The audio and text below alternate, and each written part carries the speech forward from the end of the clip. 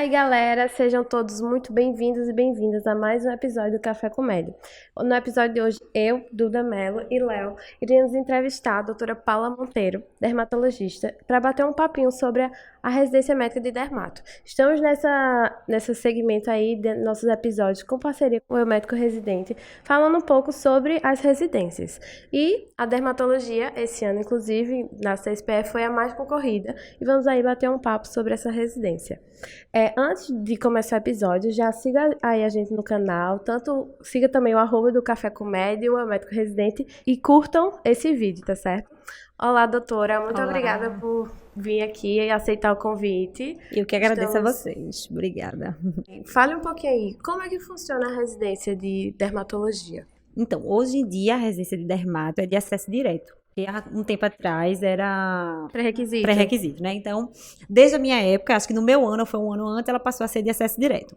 A residência são 3 anos de duração. O primeiro ano em clínica médica, né? Em áreas de clínica médica. O segundo e terceiro ano que é diretamente, de fato, na dermatologia. Antigamente, então, tinha que fazer 2 anos de clínica médica para depois fazer novamente a prova e dava a duração de 2 anos também? 2 anos. Mas ainda existem as especializações que continuam nesse esquema. Então, tipo, CEDE aqui, pelo menos aqui em Recife também, né? Então, o médico faz os 2 anos de clínica médica como pré-requisito e aí depois entra na residência. Mas a residência médica é de acesso direto e essa duração de 3 anos. Certo. E em relação à residência, esse primeiro ano de clínica médica não roda nenhuma área em relação à dermatologia, só realmente tudo que se rodaria na clínica médica se roda nesse primeiro ano. Em um menor período, né? Em menos áreas, né? Na verdade. Então, nada a ver com você nem pisa na dermato, é residente dermato, mas não pisa na dermato no primeiro ano. Então, a gente roda em áreas que tem associação, algumas doenças relacionadas com a dermato, né? Para ter essa visão mais global. Então, a gente roda na emergência de clínica médica mesmo, roda na enfermaria de clínica médica, roda em reumato, que tem muitas lesões, né, de pele associada, roda em endócrino e roda em infectoparasitárias, né, infectocontagiosos na DIP. Né? Então, esse ano nada a ver com a dermato. Aí, no segundo ano é que a gente entra definitivamente na dermato. Durante o primeiro ano, pelo menos no Hospital das Clínicas, porque isso varia um pouco de residência para residência, a gente fica focado mais na dermatologia clínica e dá uma pincelada ali em dermatologia cirúrgica.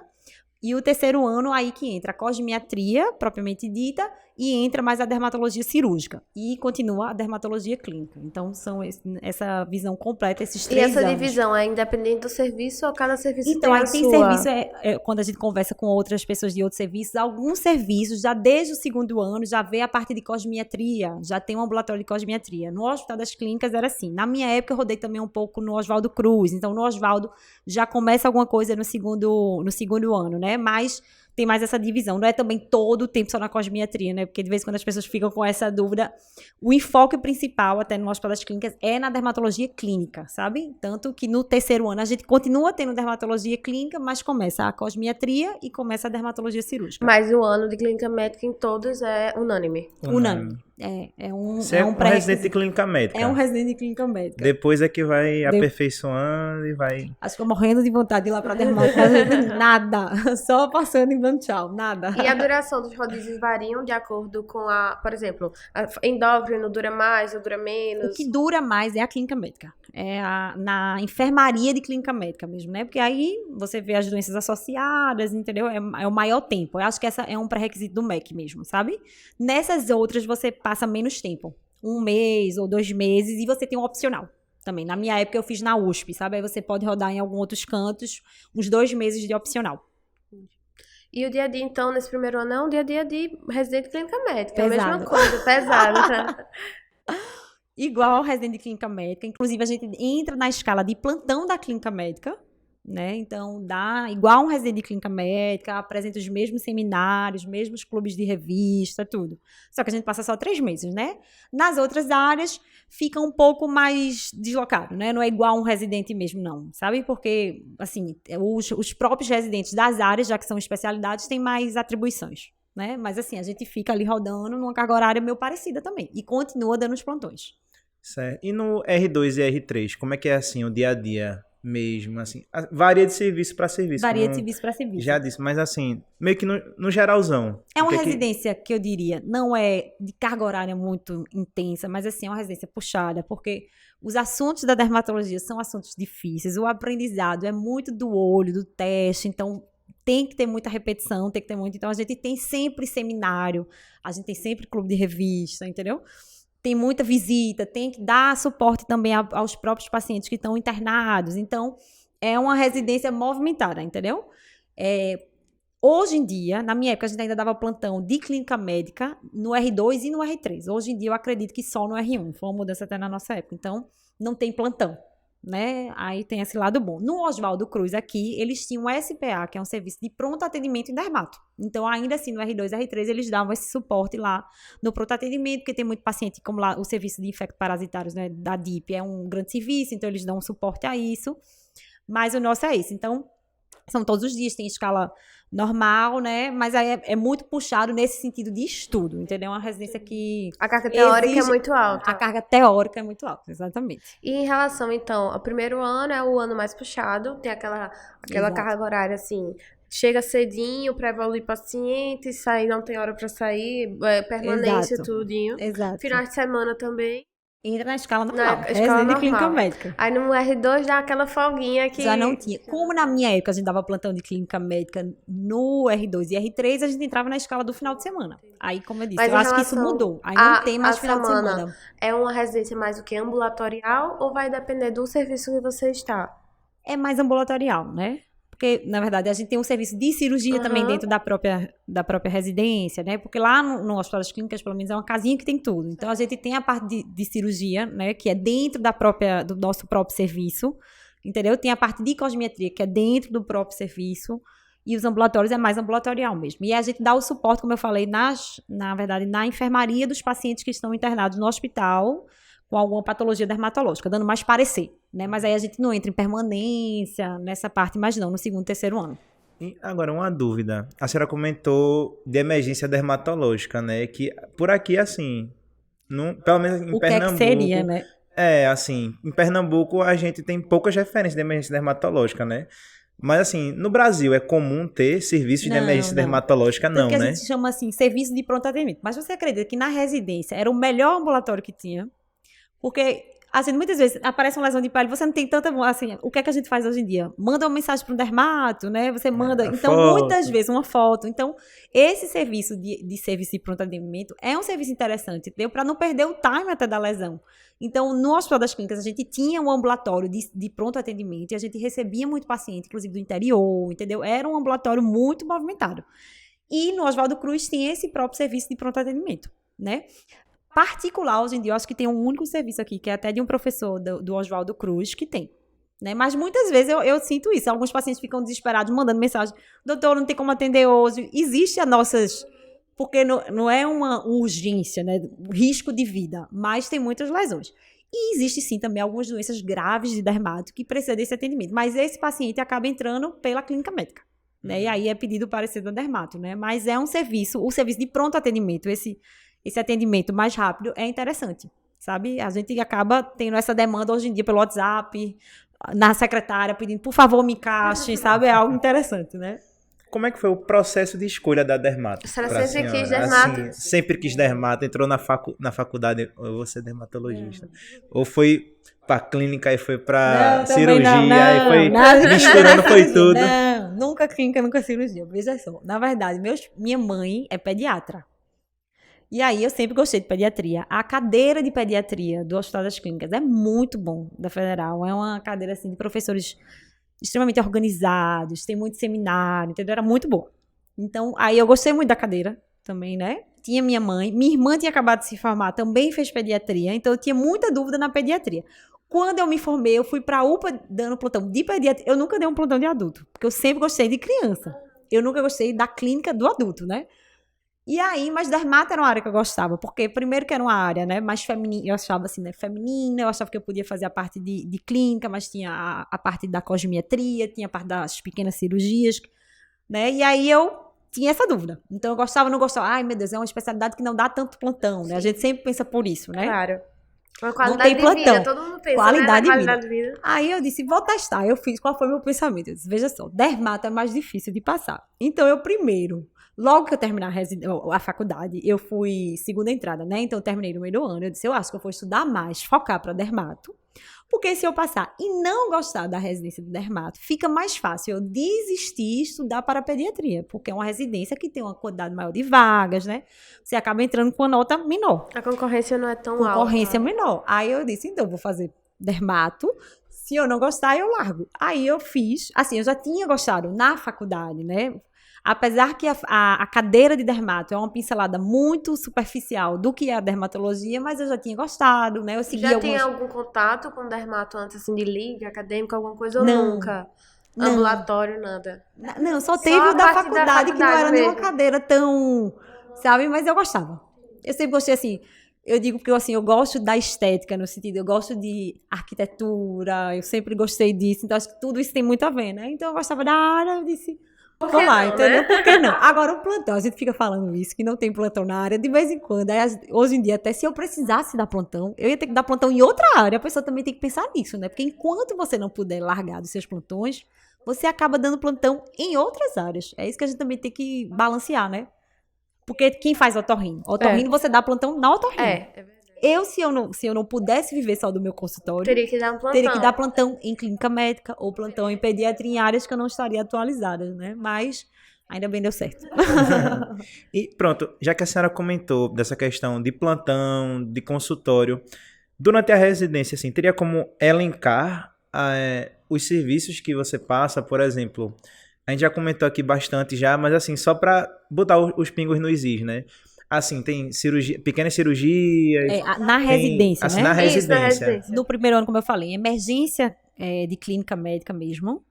Aí depois você roda na enfermaria de clínica médica, endocrinologia, reumato e DIP, né?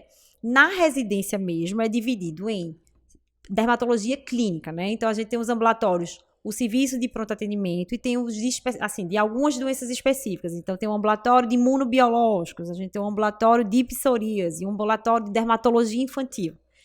Além disso, a gente tem os ambulatórios de dermatologia da cosmiatria, né? Então, na minha época, o que a gente fazia? Além dos procedimentos que a gente fazia no próprio serviço, que existem algumas dificuldades, porque o nosso consumível, né? Os nossos produtos são mais caros, então isso acaba dificultando a gente ter no serviço público. Alguns serviços públicos a gente tem dificuldade de fazer isso, né?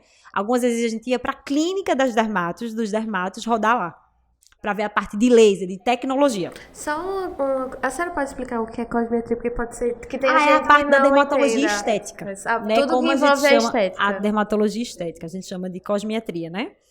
Então, é mais ou menos isso. Então, a gente roda cirurgia no próprio serviço. No meu serviço, a gente tinha um cirurgião plástico que nos dava o suporte, né? Alguns serviços em São Paulo, no Rio, tem uma parte mais focada para essa parte de cirurgia. Então, se o médico faz lá dermatologia e quer enveredar para essa parte de cirurgia, existem sim alguns serviços que é mais focado, que fariam um R4, uma subespecialização em cirurgia, sabe?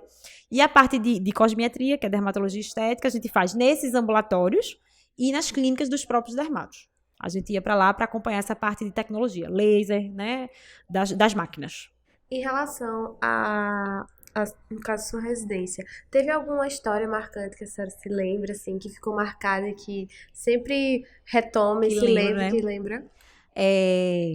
Eu tive uma paciente, uma criança, acho que uns 7, 8, 9 anos por aí, que teve um caso bem difícil, porque as reuniões da dermatologia são reuniões que vêm até médicos, dermatos antigos que foram no serviço, sabe, pra gente discutir, porque vai lá naquele detalhe, vê uma lesão, porque essa é assim, aí vem, sabe, os professores, os super professores, pra discutir. Então, o caso dessa paciente foi um caso de difícil diagnóstico, que era um caso raro, e aí chegou-se no diagnóstico no final, fez biópsia, fez imunistoquímica, fez isso, fez aquilo, a paciente ficou internada, era uma paciente que tinha uma destruição, assim, de membros, sabe, lesões desfigurantes, que pegava aqui a parte centro-facial do rostinho dela, uma crosta, uma família simples, aquela mãe batalhadora, sabe, se internou, ficou lá, era uma paciente que eu acompanhei, a gente publicou o caso dela, que é um caso de hidroa vaciniforme, eu só vi essa vez na vida, eu acredito que eu nunca nem vou ver, então marca por isso, marca pela condição da paciente, né, pelo caso ser difícil.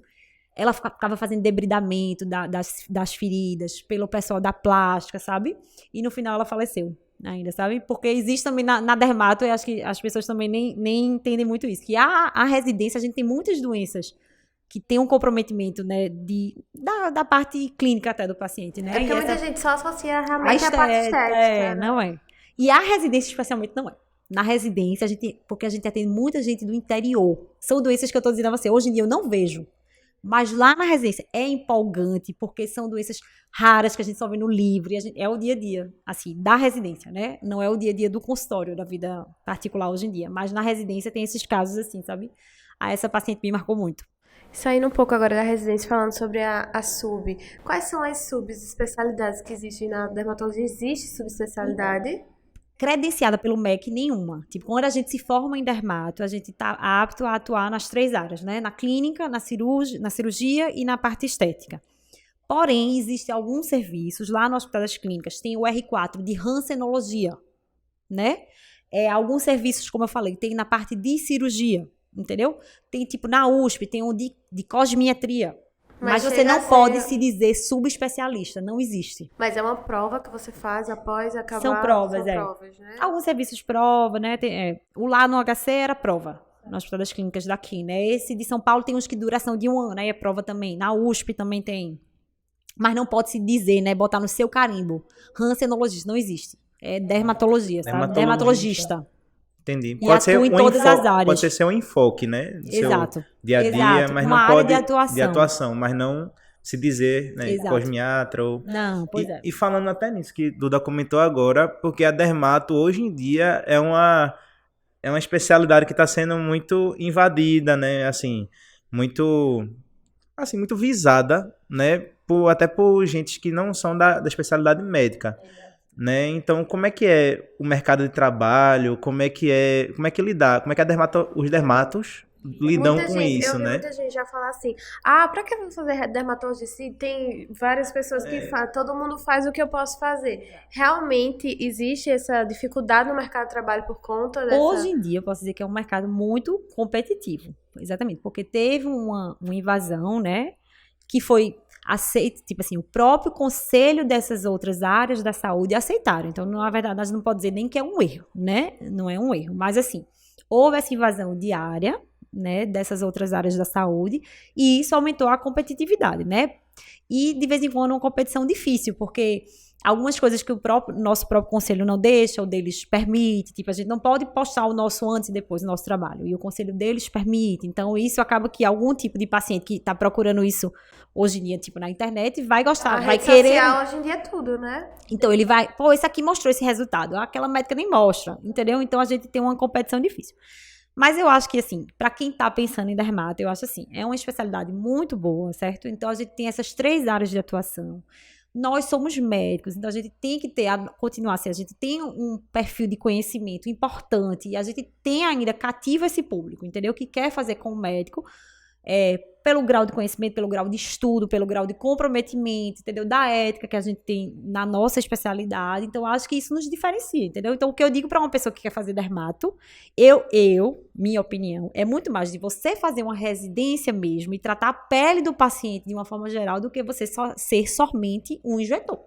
Porque aí você se iguala a outras pessoas. Imagine você chegar a um paciente com câncer de pele e você tá lá injetando botox e preenchimento e não tratar o câncer de pele dele, entendeu? Eu acho que não tá correto. Então, entender que, tipo, o paciente tem um escurecimento, aliás, vem reclamando daquela mancha, você fazer um laser, mas aquilo ser secundário a alguma condição clínica que ele tem. Então, nós somos médicos. Essa abordagem geral é mais importante. Exatamente. Então, entendeu? Até a condição com o psicológico, porque algumas vezes várias doenças dermatológicas é por causa de alguma coisa psicológica. E você tratar, tipo, o paciente tá lá triste, numa depressão, você injeta um preenchimento, alguma coisa nele, o paciente tá achando que vai conseguir alguma coisa com isso. Então, se você não tem essa sensibilidade, você não tem esse conhecimento, você acaba fazendo procedimentos errados em paciente que não vai ficar satisfeito.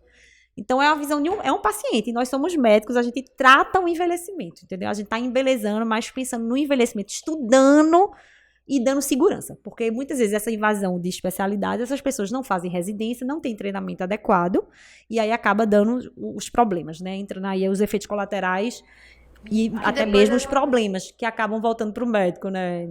E em relação não a essas outras áreas, mas então não residência, mas existem as pós, as especializações em dermatologia. Essas residências são credenciadas? Existem as que não são, as que são? Como é que funciona? Então, a residência, quando você se forma, você já é especialista, né? A gente ainda faz o TED, né, que é o título de especialista em dermato, mas você já pode, ao se formar, se dizer especialista. Já atuar, independente Já atuar. dele.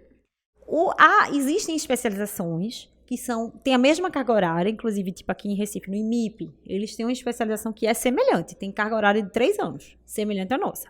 E existe no CEDE, que você, na verdade, faz 2 anos de clínica médica antes e faz no CEDE, também é especialista. Então, existem essas especializações. Porém, existe, como você está dizendo aí, cursos de finais de semana, entendeu? Duração de uma semana, uma vez no mês. Esses cursos, né, não são credenciados pelo MEC. Então, essas pessoas que optam por essa área, eles têm que atuar 6 anos depois desses cursos, ainda atuar na área de dermato e comprovar essa atuação durante 6 anos para se dizer especialista. Né? Eu acho que o caminho da residência, eu repito a dizer, é o caminho mais correto, né? Que você vai aprender a pele de uma forma geral e vai ter mais segurança, vai ter estudo, né? Porque não é só um final de semana. A gente estuda as doenças, a gente avalia estudos, resultados, para a gente poder fazer aquilo no nosso paciente, né? E os procedimentos, que é essa parte de cosmiatria, né, que é mais invadida, todos eles têm risco. Então, a gente tem que dar segurança ao nosso paciente, o máximo que a gente puder. E também, como é que eu me formei em dermato, sou dermatologista agora. O que é que eu faço? Como é que é o meu dia a dia? Assim, a rotina. Como é que é o meu dia a dia agora? Me formei em dermato, peguei meu título, vou fazer o que agora?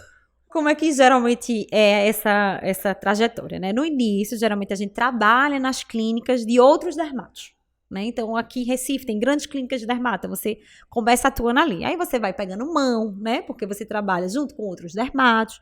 Tem lá o dermato que é o clínico, o dono da clínica, então você tira dúvida, entendeu? E você vai ganhando ali sua clientela, entendeu? Se diferenciando, estudando ainda, fazendo, porque a gente se forma na residência, mas ainda assim precisa fazer outros cursos quando se forma, né?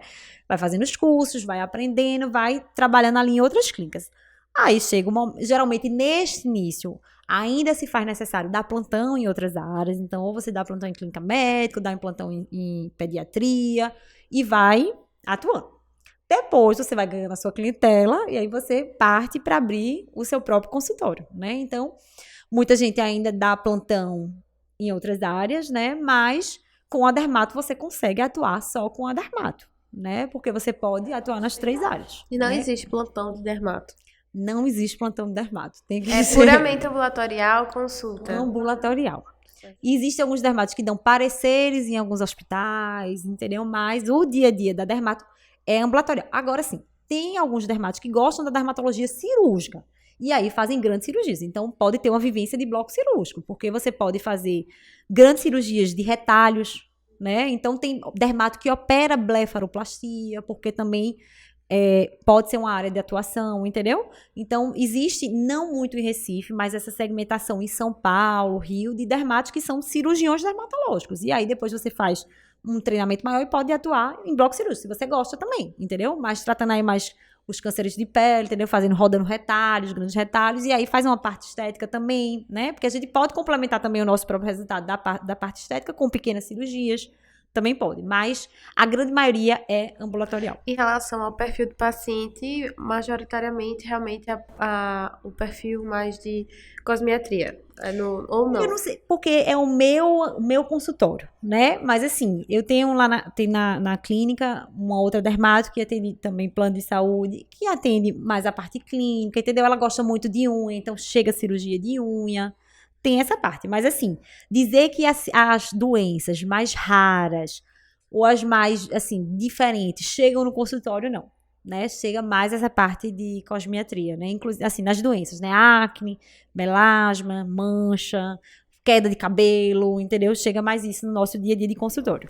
E em relação aos planos de saúde, realmente seria vantajoso no início você já fazer entrar nos planos de saúde ou não? É mais ficar na parte do particular mesmo? Eu acho mesmo? que é uma escolha difícil. Hoje em dia, tem pessoas, da minha época, eu achei que valeu muito a pena e eu ainda atendo alguns planos de saúde para poder ficar conhecida.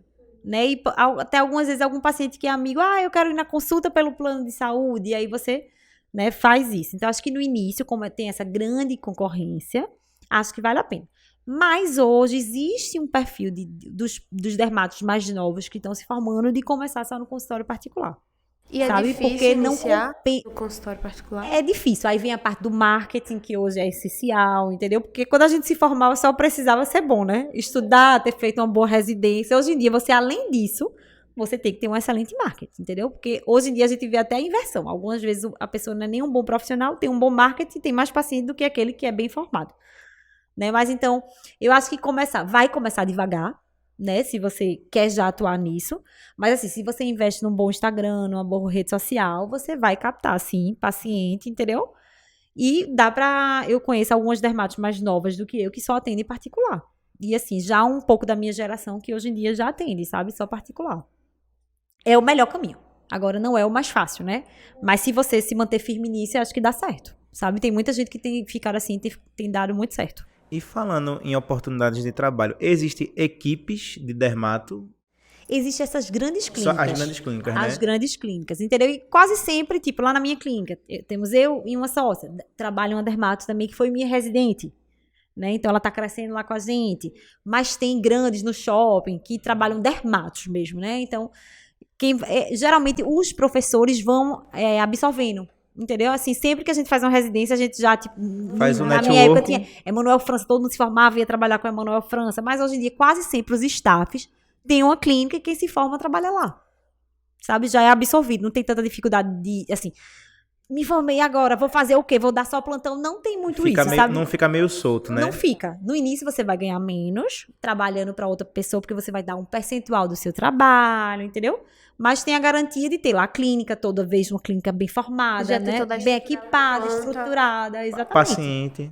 Paciente. Não tem muito isso, de se formar em dermato e ficar só atuando em outras áreas, não. É incomum, sabe?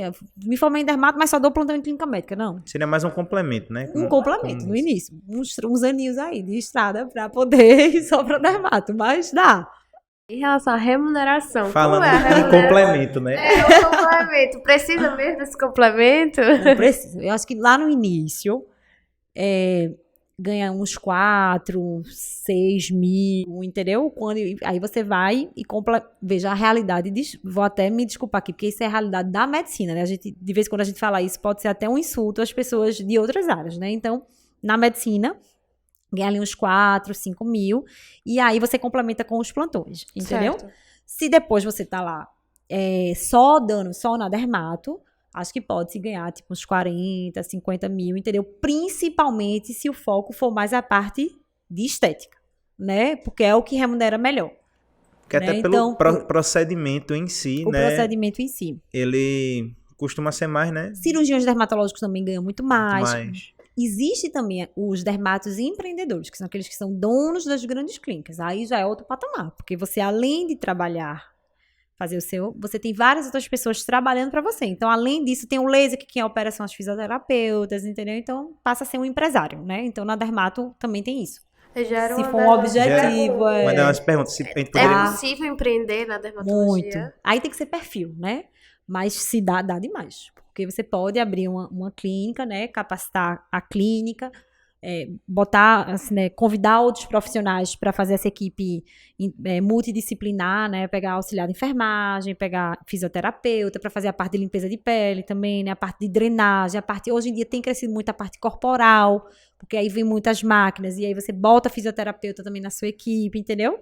Bota outras dermatos, algumas vezes o dono da clínica faz só a parte de injetáveis, né, o botox, o preenchimento, o bioestimulador, mas quem opera a máquina, quem faz a parte de tecnologia é uma outra dermato, né, então dá para empreender. Dá sim. Quanto à questão ainda de remuneração, né, que como é uma especialidade muito ambulatorial, também tem a questão, né, das consultas, né, assim, quanto cada consulta vale, porque assim, é uma pergunta meio difícil, mas assim, é o que o pessoal quer saber, né, assim, a pessoa não tem nem ideia. Eu acho que para o mercado de Recife é diferente, se for São Paulo é outra realidade. Pronto, né? Para o mercado, os dois. Eu acho que o mercado de Recife, tipo, você iniciando uma consulta de 250, 300 reais, entendeu? Porque acaba sendo uma consulta mais rápida, né, nossa consulta de vez em quando é uma consulta mais rápida. Né? Se for só uma doença, como é o nosso olhar que é treinado, né? Mas assim, Também cabe investigar, conversar, né? Mas é uns 250, uns 300 reais. Depois, um segundo patamar, quando você já, né, Tá mais tem estabelecido. mais estabelecido, tem mais experiência, uns 400, 500 reais, é mais ou menos por aí.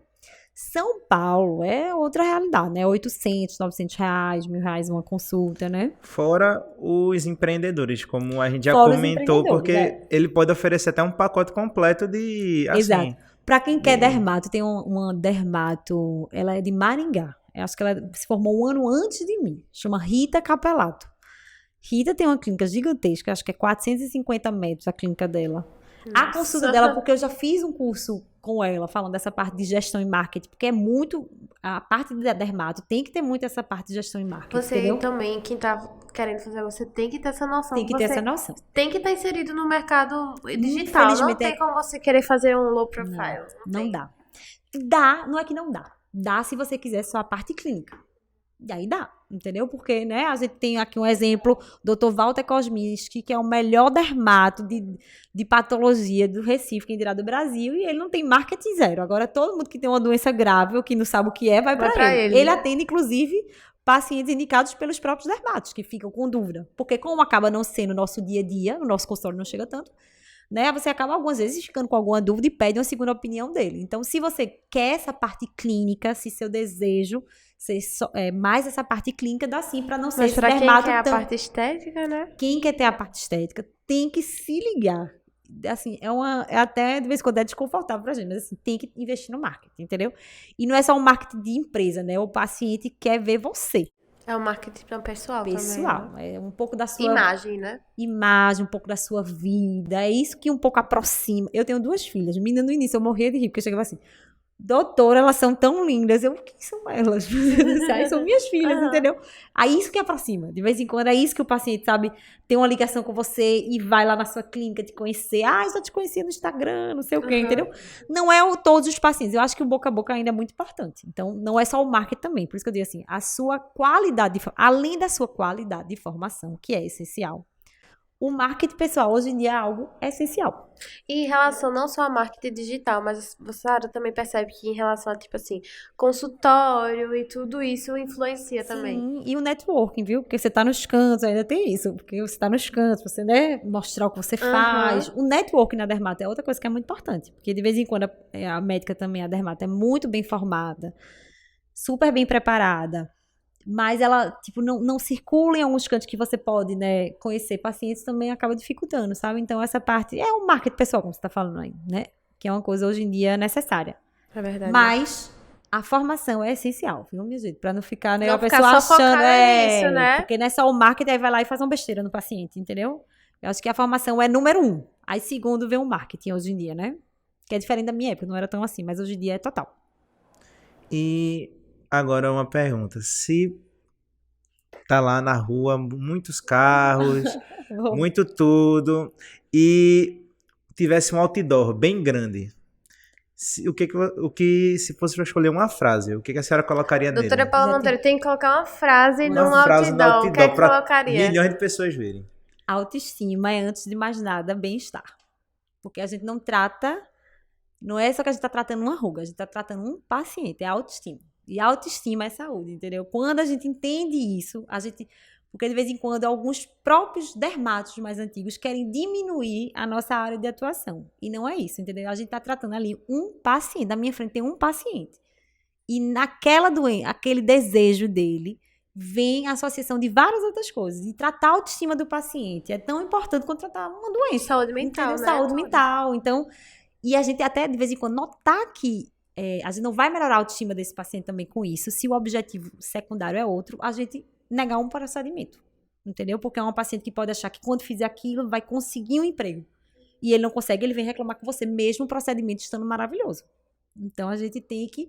É tratamento de um paciente, entendeu? É mais ou menos por aí. Então, a autoestima é, antes de mais nada, bem-estar e saúde. É muito importante nos dias de hoje, que a saúde mental é tão importante, né? Exatamente. Mídias sociais aí tá aí e realmente é uma coisa muito importante.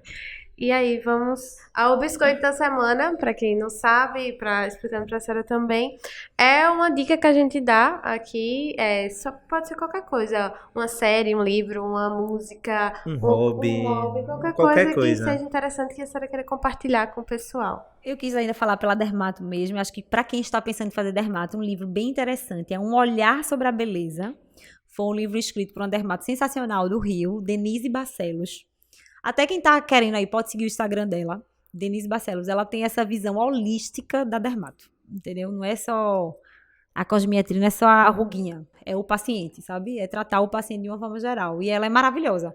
Então, ela fala muito assim da qualidade de vida. Tipo assim, a gente pode não melhorar essa ruga agora, mas entenda o seu envelhecimento lá no futuro. Porque de vez em quando o paciente exige muito da gente. Eu vi aquela boca ficou assim, mas não é isso. Ou sei lá, aquela mulher, entendeu? A gente tá aqui construindo como você vai envelhecer e ficar melhor.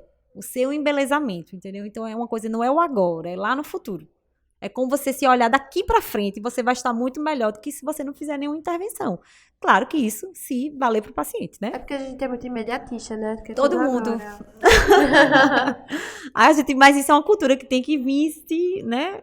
A gente tá tentando. E isso é um papel no consultório, é um trabalho de formiguinha também. Porque depois que teve essa explosão das outras áreas, ficou mais difícil ainda. Porque as pessoas querem Tem uma resultados pessoa que tá imediatos. fazendo ali um imediato, porque Exatamente. Qualquer hora você pode passar no shopping e fazer toxina, né? Você pode, né? Então não é isso. A gente tem que fazer de forma correta, para prevenir seu envelhecimento mesmo, de forma correta, para você envelhecer se sentindo bem. envelhecimento saudável, né? Envelhecimento saudável. Um olhar para o futuro. Um olhar, cadê? Um olhar sobre a beleza. Sobre a beleza. Todo mundo que quiser dermato pode É um ler. livro? É um livro. Se fala, mais assim, histórias que ela conta, Não, como ela fala sobre essa isso visão mesmo. dela da dermato, entendeu? Porque até o Instagram dela mostra muito isso. Então ela fala de qualidade de vida, de exercício, entendeu? De ter uma qualidade de alimentação melhor. Tudo isso interfere como você vai envelhecer. Não é só o procedimento, entendeu? Então ela fala de saúde mental. E ela não só fala, como ela é o exemplo, entendeu? Porque ela é saradíssima.